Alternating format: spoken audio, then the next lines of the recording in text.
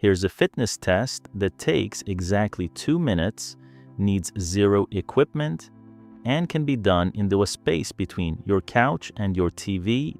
March in place, lifting your knee to a mark roughly halfway between your kneecap and your hip bone as many times as you comfortably can for 2 minutes straight. Count how many times your right knee hits that mark. That single number, validated on over 7,000 older adults, correlates so strongly with the gold standard 6-minute walk test that researchers call it a genuine stand-in for it. A statistical correlation of 0.87, about as close to identical as 2 different tests ever get. And here's why that 6-minute walk connection matters. A study that followed 1,665 older adults for 8 years found that the ones who covered the least ground on that walk test had more than double the risk of dying from any cause during the study compared to those who covered more. Today, the real 2-minute step test, done the way researchers actually study it, what your number means for your age and sex, why aerobic stamina quietly fades after 50, and the exact marching protocol from a randomized clinical trial that raised a step test scores by 35% in 8 weeks, with zero equipment beyond a wall and a piece of tape. Welcome back to Well Past 50, where 50 and beyond is a second athletic peak worth training for, not a decline to be managed. Nothing you hear on this channel is guesswork. Every claim is backed by real, cited research, linked in the description, so you never have to take my word for it. This is the 5th self-test in our series.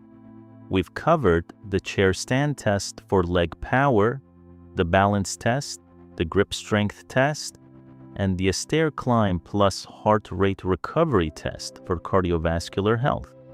Today, we close the last gap.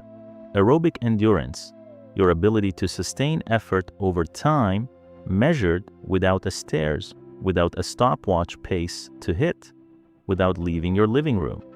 Here's the shape of the next 25 minutes. First, the 2-minute step test itself, done properly so you can score yourself safely today. Second, why this specific number is trustworthy, the research linking it to a much bigger, well-studied measure of health. Third, what's actually happening in your body between 50 and 70 that makes 2 minutes of marching feel harder than it used to, and why that's not fixed. And fourth, the exact marching protocol tested in a randomized clinical trial that improved this score by over 1/3 in 8 weeks. Subscribe if you want the rest of this self-test series and future protocols. Always real sources, never fear for its own sake. Let's start with the test. Let's set this up properly because this test only means something if the setup is right. You'll need 3 things: a stretch of wall, a piece of tape or a sticky note, and a stopwatch or your phone's timer. That's the entire equipment list. Step 1, find your mark. Stand next to the wall and measure the point exactly halfway between your kneecap and the top of your hip bone. Physiotherapists call that the iliac crest, but you will feel it as the bony ridge at the top of your hip. Put your tape mark there. That height is the target your knee needs to reach on every single step for it to count.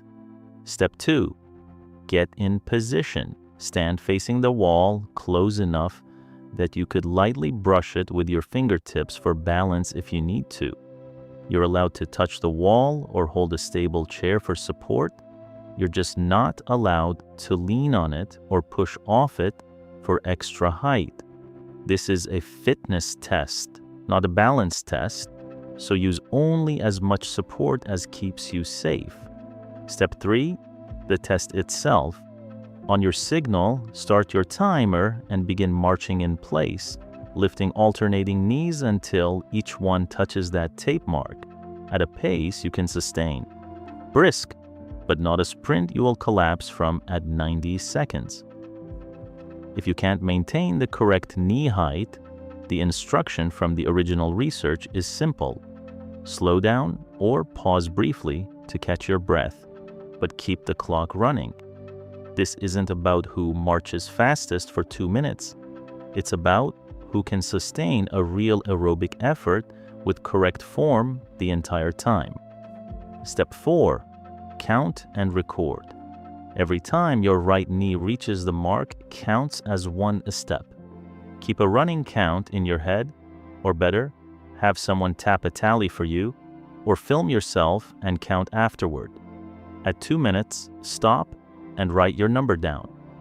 Now, how do you read that number? This comes from the original 1999 study that developed this exact test, which measured functional fitness in over 7,000 community-residing older adults across the country. Here are the middle 50% ranges, the 25th to 75th percentile, by age and sex. Women 60 to 64, 75 to 107 steps. Men the same age, 87 to 115. Women 65 to 69, 71 to 107. Men 86 to 116. Women 70 to 74, 68 to 101. Men 80 to 110. Women 75 to 79, 68 to 100. Men 71 to 109. And it continues declining gradually through the 80s and 90s for both sexes, which is exactly what you'd expect from a test of aerobic stamina, and exactly why comparing your number to your own age and sex band, not to a stranger's, is the only fair comparison. If your number lands below that range for your age and sex, that's not a verdict. It's information, and information you can act on, which is the entire point of today's video. So why should a number from marching in your living room matter to you? Because researchers have already answered the harder question of what that number actually reflects and where it connects to. In 2023, a study published in Physiotherapy Research International tested the 2-minute step test against the 6-minute walk test. The walking test researchers and cardiac rehab programs have used for decades as one of the most trusted, simplest measures of real-world aerobic capacity there is. 31 older adults recovering from a heart procedure did both tests, and the two scores lined up with a correlation of 0.87, on a scale where 1.0 would mean the two tests are perfectly interchangeable. In plain terms, your 2-minute step count is, for practical purposes, a stand-in for a much longer, harder to administer walk test. That's why this test exists at all. It gives you 6-minute walk test quality information in a fifth of the time and 0 square footage of hallway. That connection matters because the 6-minute walk test isn't just a fitness curiosity, it has real, sobering research behind it. A study using data from the cardiovascular health study followed 1,665 older adults, all living independently in their communities with no known heart disease at the start, for an average of 8 years. Over that time, 504 of them died. The people who covered the least distance on that 6-minute walk, under 290 meters, roughly 3 city blocks, had more than double the risk of dying from any cause during the study compared to those who covered more ground, even after accounting for age and other health conditions. Even the next group up, walking 290 to 338 meters, still carried 1.7 times the risk. Now, the honest caveat, because this channel doesn't do fear headlines, that mortality data comes from the 6-minute walk test itself in a general population of older adults. It's not a direct study of the 2-minute step test predicting death. What connects them is the strong, separately proven correlation between the two. They are measuring the same underlying thing, real-world aerobic capacity, just through different movements. So a low step test score doesn't mean a stopwatch has diagnosed you with anything. What the research actually supports and what matters for the rest of this video is narrower and more useful. Your aerobic stamina is a real, measurable trait connected to serious long-term health outcomes in population-level research. And unlike your age, it's a trait that responds directly to training at any point after 50. If 2 minutes of marching feels harder than it should, there's a real, measured reason, and we actually touched on the science behind it in our stair climb video. The core measure is VO2 max, the maximum rate your body can take in and use oxygen during effort. And the clearest long-term evidence on how it changes comes from the Baltimore Longitudinal Study of Aging, published in a Circulation in 2005. Researchers repeatedly measured peak oxygen consumption in over 800 healthy adults ages 21 to 87, tracking the same people over close to 8 years, rather than comparing different age groups just once. Here's the pattern. Through your 20s and 30s, aerobic capacity declines gently, somewhere around 3 to 6% per decade, barely noticeable. After 45, that decline speeds up noticeably. And by your 70s, the rate has more than tripled from where it started, dropping over 20% per decade without intervention. So if 2 minutes of marching in place leaves you more winded than it did 10 years ago, that's not in your head. There's a specific measured curve behind it, and it bends the steepest right in this channel's audience. What's actually happening physically comes down to a few overlapping changes. Your maximum heart rate, the fastest your heart can beat under full effort, declines gradually with age, which lowers the ceiling on how much oxygenated blood your body can move even at full effort. The heart's stroke volume, how much blood it pumps per beat, also tends to shrink slightly as heart tissue stiffens a little with age. And critically, your skeletal muscles themselves lose some efficiency at pulling oxygen out of the blood that reaches them, a trait researchers call peripheral oxygen utilization. And for most people in their 50s, 60s, and 70s who haven't been doing a structured aerobic activity, this factor is doing more of the damage than the other two combined.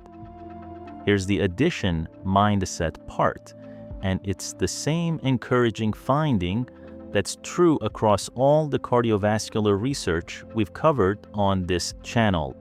That third factor, how efficiently your muscles use the oxygen delivered to them, is the most trainable of the three, and it responds to the right kind of aerobic work at any age studied in this research, including well into the 70s and 80s. That's not motivational filler, it's the exact mechanism the next protocol is built on. Now the protocol, and this one comes from a randomized clinical trial published in the International Journal of Environmental Research and Public Health. Not a fitness influencer's guess. Researchers took 60 older adults, average age around 70, split them into an exercise group and a control group, and had the exercise group follow a structured, progressive marching program, 5 sessions a week for 8 weeks. The result, their 2-minute step test score rose from an average of 62.5 steps to 84.3, a jump of nearly 22 steps, roughly 35%, while the control group barely moved. And it wasn't just stamina. Their timed up and go score, a balance and mobility test, got a 1.5 seconds faster. Their fear of falling a score dropped substantially, and their quality of life score jumped by nearly 18 points on the study's scale. Here's exactly what the exercise group did, so you can see the real dosage behind those numbers. Each session was 80% simple marching in place, the same motion as the test itself, knee to hip height, mixed with 20% marching forward, backward, and side to side for variety and balance demand. They followed a set pace, like a metronome or a playlist with a steady beat, that increased over the 8 weeks. Weeks 1 and 2, around 70 to 90 steps per minute for 30 minutes total. Weeks 3 through 5 picked up to 80 to 100 steps per minute for 35 minutes, and weeks 6 through 8 reached 90 to 110 steps per minute for 45 minutes, 5 days a week. I want to be straight with you about that dosage. 45 minutes, 5 days a week is a real commitment, and it's exactly what produced those specific numbers, so I'm not going to pretend a shortcut gets you the identical result. But the mechanism doesn't require perfection to start working. If 5 days a week isn't realistic for you right now, here's a sensible way to begin with the same movement pattern the study used and build toward it.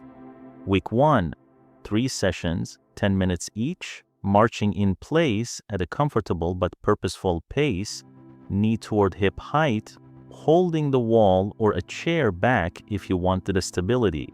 Week 2, same 3 sessions, now 15 minutes, and add short bursts, 30 seconds of marching forward and backward every few minutes for variety. Week 3, move to 4 sessions, 20 minutes, picking up the pace to genuinely brisk, the kind where a conversation gets a little harder to hold. Week 4, 5 sessions if you can manage it, 25 to 30 minutes, brisk pace throughout, side-to-side marching worked in regularly. From there, keep adding a few minutes and a touch more pace every week or two, working toward that full 45-minute, 5-day version the research used, and retest your 2-minute step count every couple of weeks to see your own number move the same way you now can with grip strength, balance, leg power, and heart rate recovery. 3 mistakes worth heading off before you try this. 1.